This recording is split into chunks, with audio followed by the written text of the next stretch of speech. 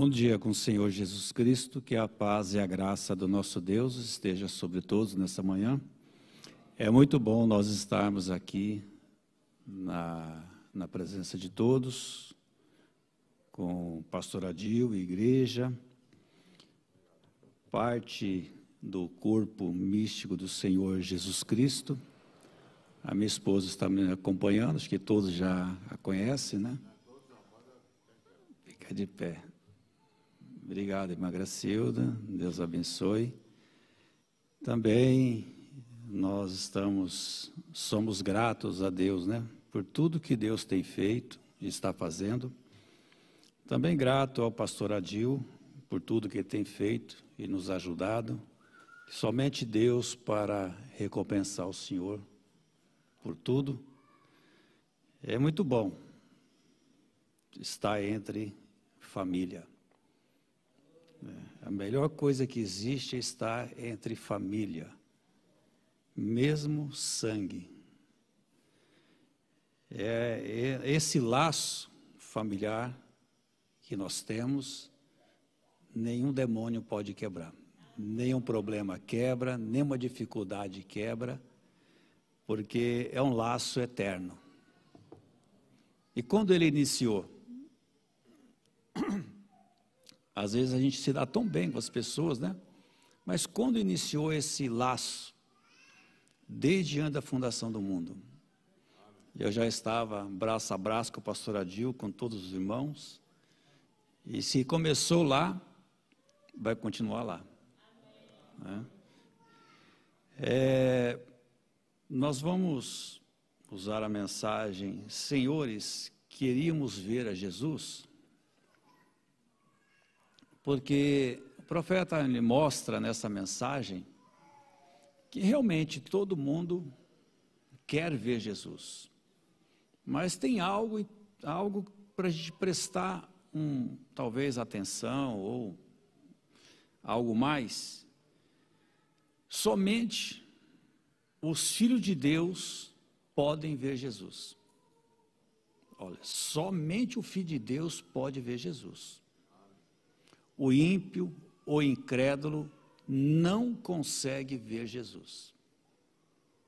Agora, como você vai ver, como eu vou ver Jesus? Toda a natureza está clamando para a manifestação ou posicionamento dos filhos de Deus. Agora, só está clamando o que é redimível. O que não é redimível não clama. Por quê? Porque é a sua destruição. Eu creio que a natureza está clamando até para os sepulcros abrirem. Por quê? Porque quando os sepulcros abrirem, o nosso arrebatamento já estará praticamente quase que concluído. Então a natureza está clamando para o sepulcro abrir. Mas temos que ver Jesus. E como que eu vou ver Jesus? Como nós vamos ver Jesus? E o profeta, ele aprofundou neste assunto, né? Queremos ver Jesus. Alguém já viu Jesus hoje? Eu vi. Eu já peguei na mão dele, já conversei com ele, mas lá fora eles não veem. Não espera reconhecimento, não. O profeta usou nessa mensagem a escritura que encontra-se em São João, capítulo 12, versículo 20 e 21, que nós vamos estar lendo agora. São João, capítulo 12, versículo 20 e 21. Senhores, queríamos ver a Jesus. Que diz assim: Ora, havia alguns gregos entre os que tinham subido a adorar no dia da festa. Estes, pois, dirigindo-se a Filipe, que era de Betsaída da Galileia, e rogaram-lhe, dizendo: Senhor, queríamos ver a Jesus. Amém. Senhor Jesus, abençoa, Senhor Deus, essas palavras em nossos corações, pois um dia nós clamamos que nós queríamos ver ao Senhor, e hoje nós vemos, e nos alegramos, que cada um, Senhor Deus, possa enxergar o Senhor manifesto em nossos irmãos, que nós possamos, Senhor Deus, olhar através do sangue, não ver falha, não ver erro, não ver mácula, não ver nada, Pai. Os olhos naturais às vezes mostram, mas os olhos espirituais tiram toda a imperfeição, e nós olhamos como o Senhor olha, Pai. Nos ajude nesta manhã, pois eu peço no nome do Senhor Jesus Cristo. Amém, Pai. Sentai-vos. Olhar pelo sangue, olhar como Jesus olha, né? O profeta diz assim, a partir do parágrafo 19, ele fala assim: agora, eis a pergunta que estamos fazendo hoje à noite. Se ele é o mesmo ontem, hoje e eternamente, e esses gregos, gentios, pediram para vê-lo, e foram permitidos fazê-lo por um dos seus servos, e ele ainda permanece o mesmo ontem, hoje e eternamente, por que não podemos ver hoje à noite? Ou hoje de manhã? Por que algumas pessoas não podem ver? Está vendo? Agora, tenho certeza que para qualquer crente, seria a coisa mais emocionante para o seu coração, uma confirmação da sua fé, que ele pudesse de fato ver e saber que se encontrava na presença de Jesus Cristo. É por isso que nós nos alegramos quando nós vemos um ao outro, né? Às vezes você viu o irmão ontem, na hora que você vê ele hoje, há aquela alegria no seu coração, né? Parece que fazia uma eternidade que você não via. Acho que seria a coisa mais estupenda que qualquer pessoa, qualquer crente pudesse pensar. Saber positivamente que ele se encontra bem na presença do Senhor Jesus Cristo, seu juiz solene, seu redentor, e que será seu juiz no juízo. Agora, esta pergunta feita, estes gregos tinham vindo para a adoração, e talvez fossem presélitos à religião judaica, e estavam na festa de modo que deveriam ser presélitos, e haviam ouvido falar de Jesus. A fé vem pelo ouvir a palavra de Deus. Agora, tinha havido muitos, o profeta já começa a dar um alerta, né? Tinham havido muitos falsos messias que haviam se levantado. Sabemos que até houve um chamado Jesus que se levantou pouco antes do ungido. O Messias foi o ungido, que quer dizer o Cristo.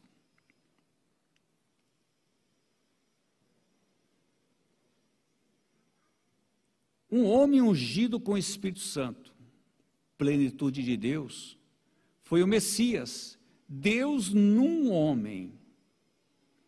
O homem e Deus se tornaram um. O homem e Deus se tornaram um. A palavra se fazendo carne e a carne se fazendo palavra. Agora, observe bem. O homem e Deus se tornando um. Quando Deus entrou no homem. Quando Deus entrou no homem, Só o eleito consegue ver Deus no homem. Só o eleito. O mundo aí fora não vê isso.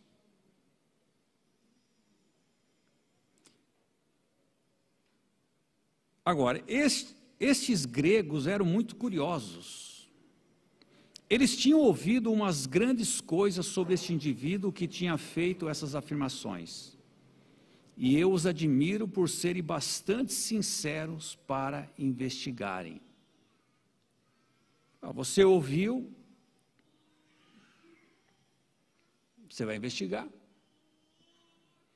E o profeta diz aqui que aí que entra o teste da palavra.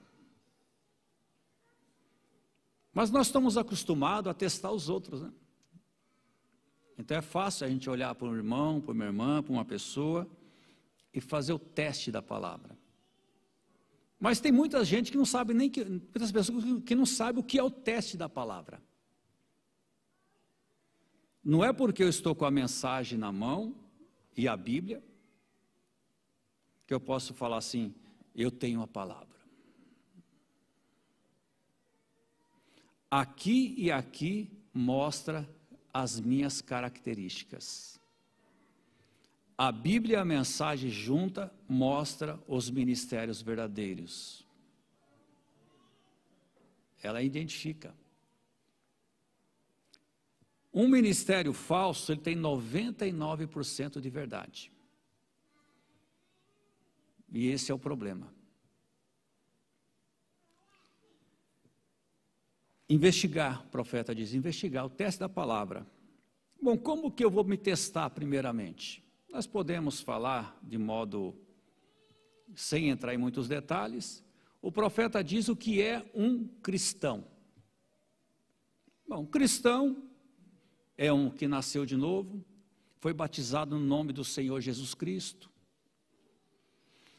ele é um dizimista, ele é ofertante, ele participa dos cultos e das atividades da igreja, ele defende aquele local e ele leva aquele local no seu coração. E ele não vê a hora das portas abrirem para estar lá dentro. Então, você vê, pela mensagem eu já consegui fazer uma análise do que é um cristão pela palavra. Mas eu preciso fazer a minha pessoa, testar a minha pessoa, o espelho da palavra. Eu sou dizimista, eu sou fiel nos dízimos. Nós quase não falamos de dízimos, né? Na mensagem a gente não. Mas é porque entrou neste assunto. Eu sou fiel nas ofertas. Eu vi o pastor Adil, ele comentou semana passada sobre a moedinha, né? Eu lembrei desse pastor, eu conheci. Isso aí que ele falou é verdade. E eu assisti esse sermão também que o senhor comentou. Mas eu sou fiel. Eu sou agradecido, eu tenho aquelas ofertas de agradecimento. Porque a Bíblia diz, no que me roubastes? Nos dízimos e oferta. Agora, eu oferto e dizimo dinheiro. E o meu tempo, eu dizimo? O dia tem 24 horas. Eu dizimo o meu dia? Eu oferto o meu dia? Está vendo como a coisa vai apertando? A coisa vai apertando. Vai apertando. Então eu vou me colocando no espelho da palavra. Agora, se eu tirar a mensagem, ficar só com a Bíblia, eu não consigo fazer o teste, vai ficar incompleto. E se eu tirar a Bíblia e ficar só com a mensagem, também fica incompleto. Então, o teste da palavra, o profeta de Deus nos mostrou como deve ser o nosso comportamento, nossas atitudes. Bom, aí eu falo assim, bom, eu fiz o teste da palavra, na igreja eu sou um santo. E em casa você é um santo? No trabalho você é um santo? Então nós temos que aplicar esse teste em toda a nossa vida. Esse é o teste da palavra. Então eu testei a minha pessoa. Eu me coloquei no espelho, fiz essas perguntas e respondi para mim mesmo. Bom, eu estou falhando em algo. Eu vou desistir? Não. Um filho de Deus jamais recua. Eu vou pegar e eu vou fazer uma meta para me acertar a minha vida. E vai ter luta. Se alguém conseguir acertar a vida sem luta, dá a receita que nós queremos. E é onde o diabo trabalha. O profeta diz que o ponto que você abaixa a guarda é onde o diabo vai te socar. E às vezes vai te derrubar. Mas ele não consegue deixar você caído, porque Deus te levanta. Então, no teste da palavra, nós fizemos um teste a nossa pessoa. Termina aí? Não. Não. Porque o profeta disse que a igreja que você congrega, o seu pastor, ele pode te levar para o inferno. Pode te levar para o inferno. Ah, mas eu sou um eleito. A Bíblia, a palavra diz, cego guiando cego, ambos cairão no buraco. A fé vem pelo ouvir. E a condenação? Pelo ouvir o errado. O juízo.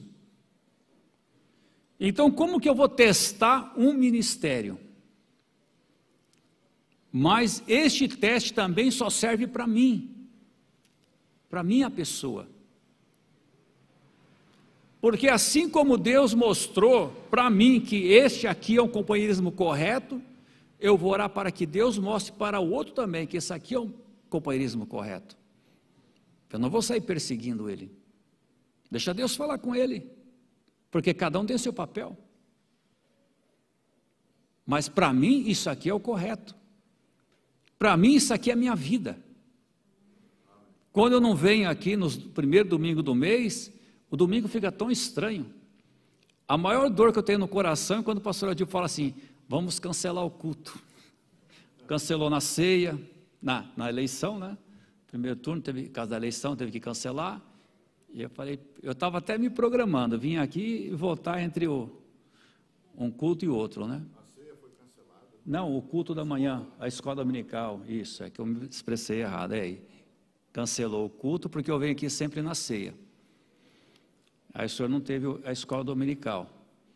Também teve uma outra data que o senhor cancelou também. E aí eu assisto assim, poxa vida, vou ligar para o pastor Adil mudar de ideia. Não, mas a gente respeita, né?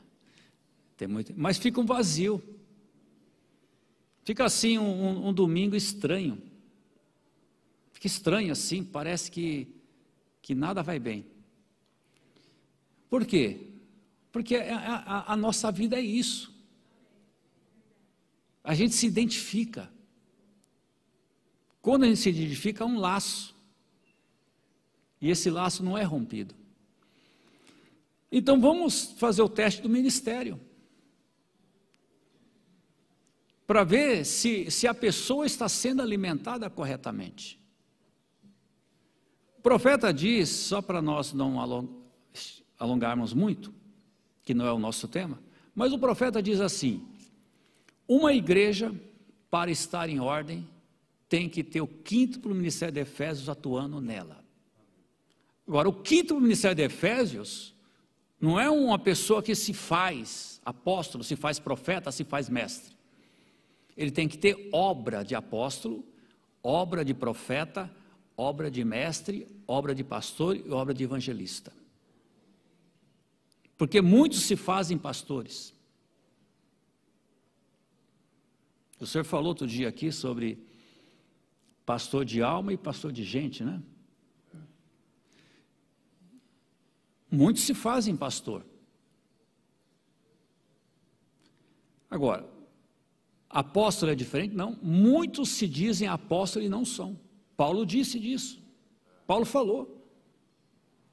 Muitos se faziam apóstolos e não eram apóstolos, não tinha obra de apóstolo, não tinha trabalho de apóstolo. E profeta? Profeta todos dizem que tem, que pegam a mensagem, pregam, né? Mas todos que pregam a mensagem têm um quinto ministério de Efésios atuando na igreja.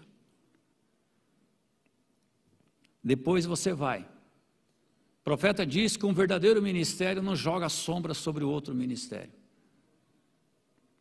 Um verdadeiro ministério, ele não usa como plataforma algo que um outro pastor fez de errado, para poder ir para a mídia.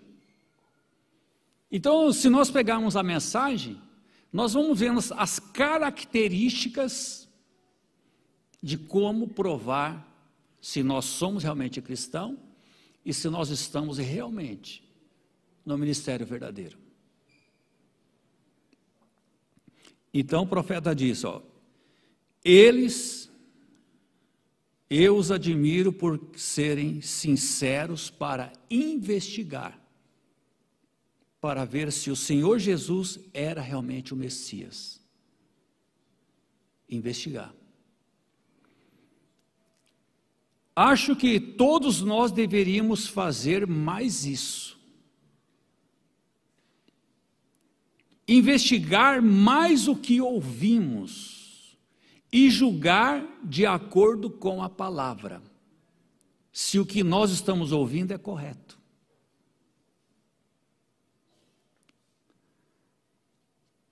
Agora, Deus nunca muda a sua maneira de fazer as coisas.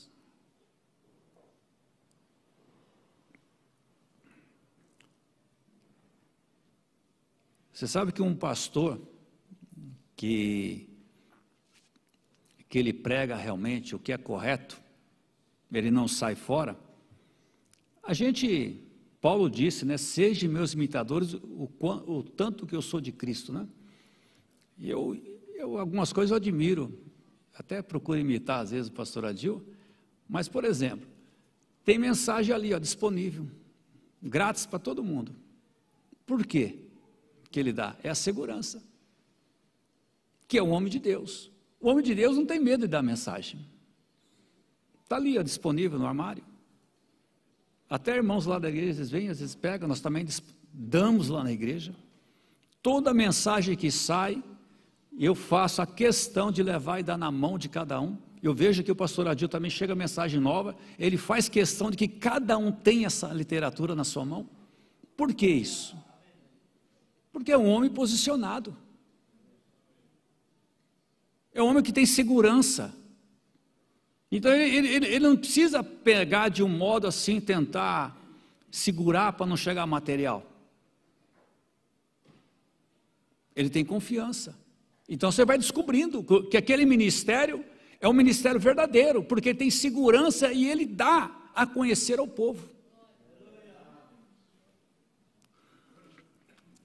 Eu falo, irmão, se você não tem uma igreja, aqui tem uma igreja verdadeira.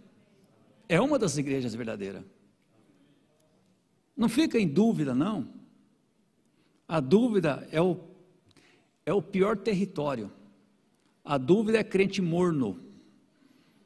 Dúvida e crente morno é a mesma classe.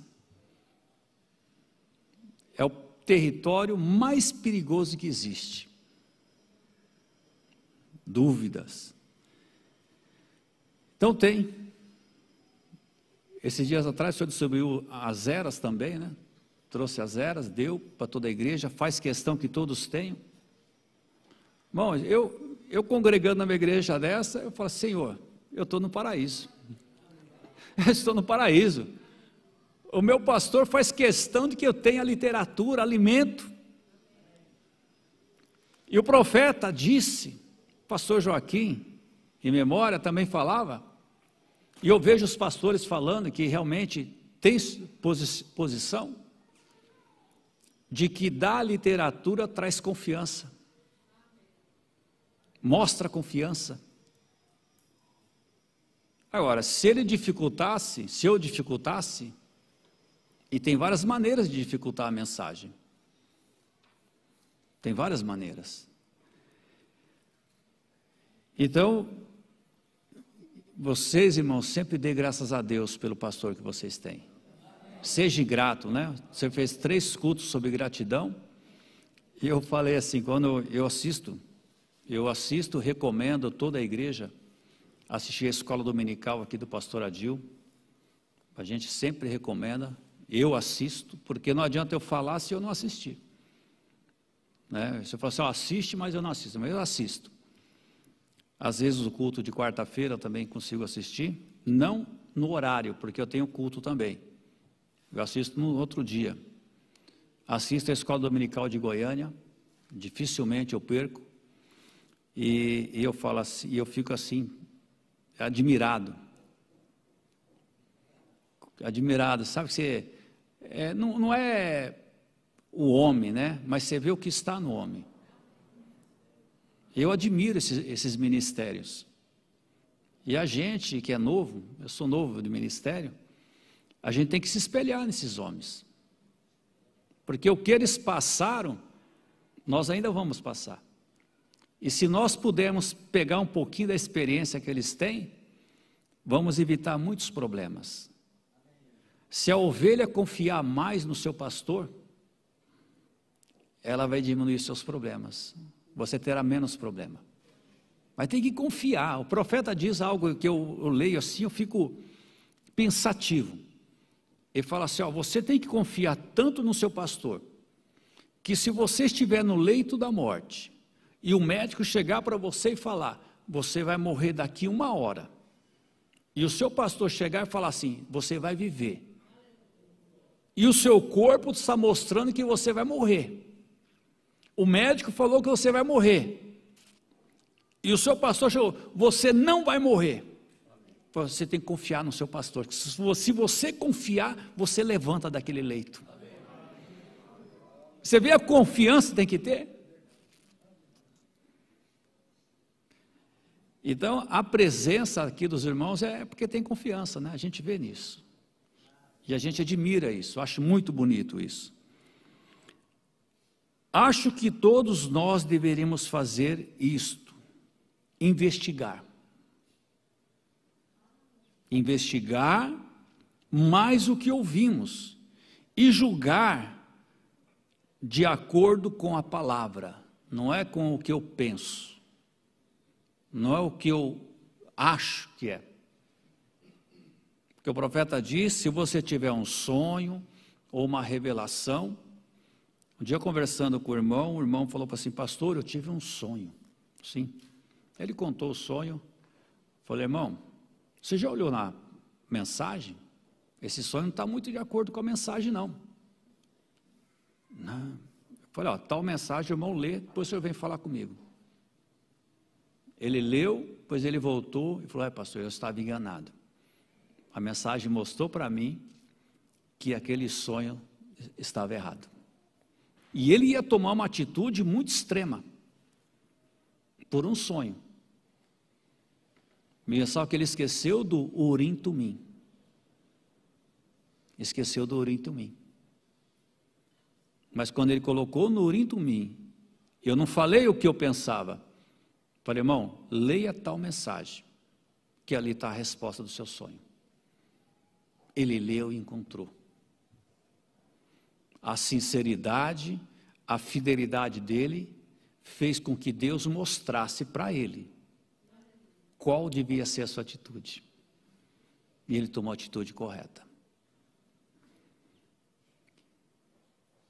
Deus nunca muda a sua maneira de fazer as coisas. Ele sempre permanece do mesmo jeito. Agora, ele pode mudar, porque a primeira decisão de Deus, ele não pode mudar, porque a primeira decisão de Deus é dele. Sempre tem que ficar com essa decisão. Quando ele é chamado à cena, como hoje. Deus foi chamado à cena quando o pecado foi o princípio cometido no Jardim do Éden.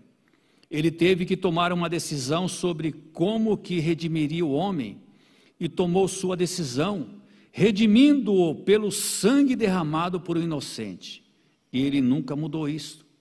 temos tentado instruí-lo, construímos torres de cidades, e teologia, instruções e denominações de igreja, e o denominamos, e nunca funcionou, e nunca funcionará.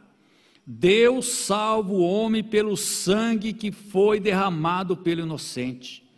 Ele nunca muda isso, não importa o quanto a nossa maneira de pensar seja melhor. Essa é a decisão de Deus.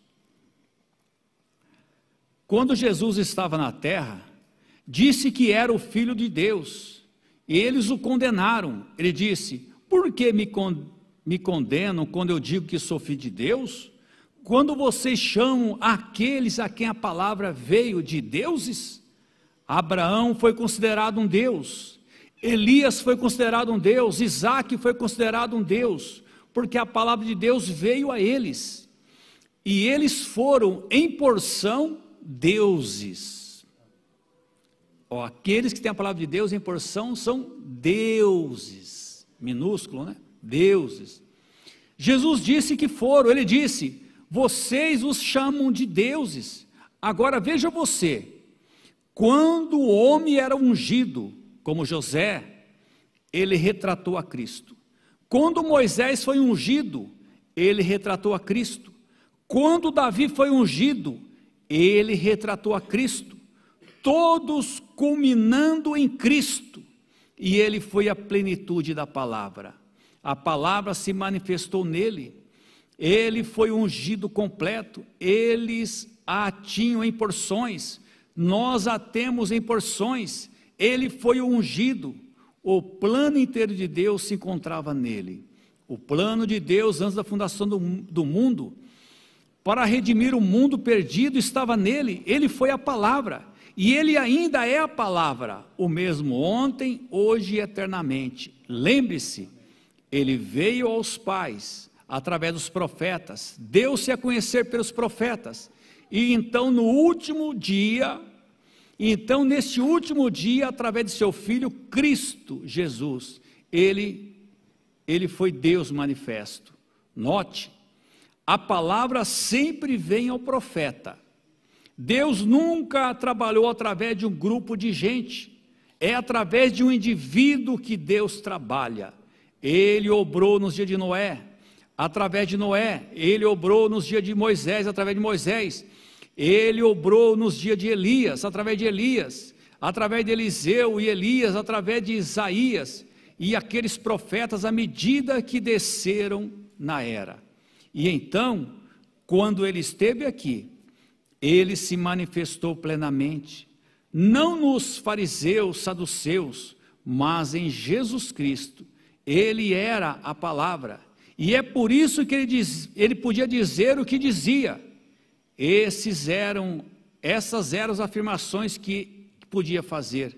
Agora, estes sabiam disto, vejam, sabiam disto, que o ungido era aquele a quem a palavra estava manifesta.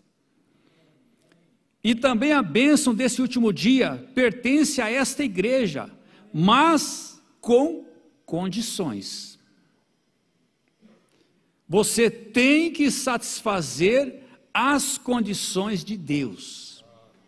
Nós já falamos essas condições, né? O teste da palavra. Você tem que satisfazer o teste da palavra. Se não satisfazer, você pode ter todo tipo de cultos de cura, cultos de clamor, cultos de louvor, cultos de frutos, cultos de falar em línguas, e isso absolutamente não lhe servirá de nada. Você tem que vir nas condições de Deus. Aí é o teste da palavra. Aí testa o indivíduo, testa o ministério, testa a igreja, testa tudo. E é por isso que esses gregos estavam desejosos de ver este homem. Eles sabiam na palavra, eles tinham feito o teste da palavra, eles sabiam na palavra que era para este Messias ser, e eles queriam vê-lo. Eles eram gentios, haviam ouvido falar dele e queriam vê-lo. Agora, se queriam vê-lo e receber o privilégio, você não acha que aqui, ele fala Dallas, aqui em São Paulo, hoje de manhã, que ele disse na Escritura, ele é o mesmo ontem, hoje, eternamente, e desejamos vê-lo, você não acha que ele nos daria a mesma coisa? Deixá-lo vê-lo? Mas só quem que pode ver Jesus? O mundo não me verá mais. O mundo não vê. Mas como que nós vamos ver Jesus? Como que você vai tocar Jesus? Nós falamos na Santa Ceia, né? Jesus disse, aquele que eu não lavar os pés não tem parte comigo. Quem é que está lavando os seus pés? É Jesus. Bom, é grande demais você enxergar Jesus no seu irmão, na sua irmã. É só o revelado que consegue. Porque quando você enxerga Jesus, você não vê erro, você não vê falha, você não vê a condição social, você não vê nada. Agora, essa é a maneira que ele se identificou como Messias. Não por causa da maneira que se vestia, por sua instrução, por um cartão de companheirismo, pela sua obra entre os homens, Deus estava nele. Como que alguém vai ver Jesus?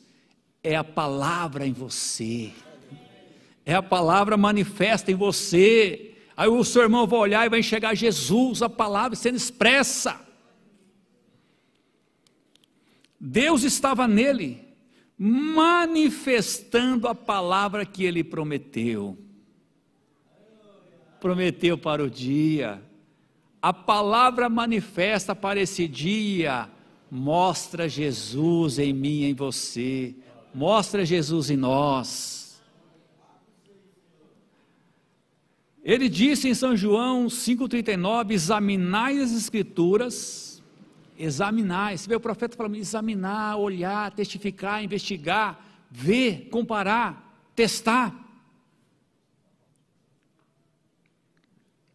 Examinai as Escrituras, pois julgais nelas vida eterna, são elas que de mim testificam, ou vos dizem quem sou eu. O mesmo ontem, hoje e eternamente. Meu irmão, minha irmã, vocês são uma audiência admirável. Poderia-se falar a noite toda. Você vê o que Jesus foi então? Ele foi manifestado. Esse foi Deus manifestado no homem chamado Jesus Cristo, que é o Filho de Deus prometido, como foi nos dias de Noé. Todas as outras cenas feitas exatamente, assim será nos dias da vinda do Filho do Homem. Ele é o mesmo ontem, hoje, eternamente. Ó igreja, não fique parada olhando, mas creia no Senhor Jesus Cristo. Senhores, queríamos ver a Jesus. Se Ele é o mesmo ontem, hoje, eternamente, você gostaria de vê-lo? Como você o procuraria? Como você o procuraria? Se Ele é o mesmo ontem, hoje, eternamente, Ele fará a mesma coisa. Por que aqueles homens queriam ver Jesus? Porque eles viram a palavra manifesta. Ver a palavra manifesta. Agora, um homem poderia vir aqui com cicatrizes nas mãos, sangue e fumaça, e olha o senho dele, isso não serviria. Qualquer hipócrita pode fazer isto, certamente que sim, mas o que isso é a manifestação desta palavra prometida. Note agora, ele está vivo hoje, ele não está morto, ele está aqui hoje vivo. Ele disse, um pouco mais o mundo, cosmo, a ordem do mundo não me verá, não me verá mais, mas vós me vereis, pois eu é pronome pessoal, novamente, eu estarei convosco e em vós até a consumação do mundo, ou fim do mundo. Quando é que essas escrituras serem cumpridas? Do começo ao fim, foi Deus em quem cremos na era de Lutero, Deus ao qual clama na era de Wesley, Deus o qual falou em línguas na era pentecostal. Ele vem justamente antes do Filho prometido vir, para provar a sua Escritura. Toda a Escritura tem que ser cumprida. Senhores, queríamos ver a Jesus. Deus vos abençoe a todos.